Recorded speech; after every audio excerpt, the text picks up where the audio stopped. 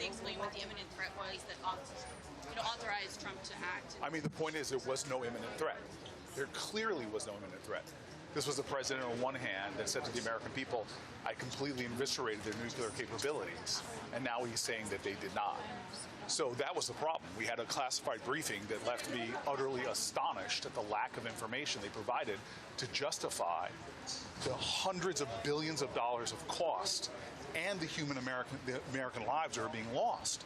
All while we have a president that is literally cutting health care from millions of Americans and that is literally taking away programs for our veterans and programs for our children's school lunches.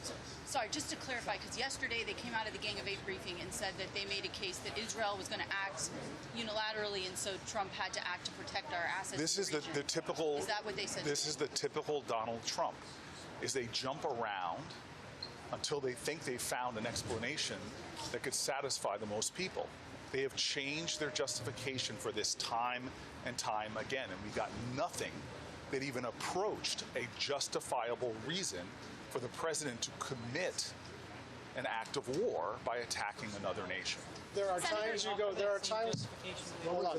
There are times when you go into a classified session and you walk out and you have a better understanding about the gravity of the situation and the rationale behind the military action. This is not one of those times. We remain as confused as the American people are.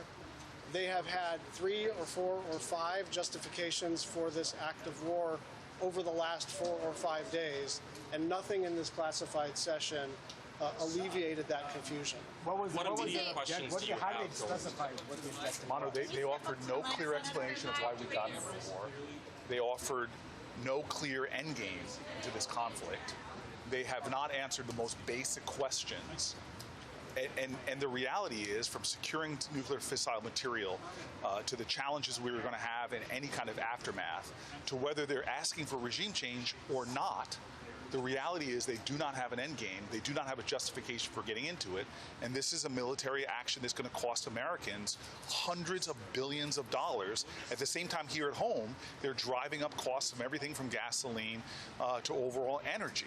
They're taking away health care from millions of people. In what way is this justifying what he promised to do, which was not to get us into entanglements into foreign wars, as well as in making sure we're taking care of Americans' concerns about rising costs. And the last thing I just want to say is all of this is happening in the context of a president that continues to thrash the Constitution and not come to Congress for any kind of authorization for these. If the War Powers vote fails, what can Democrats do?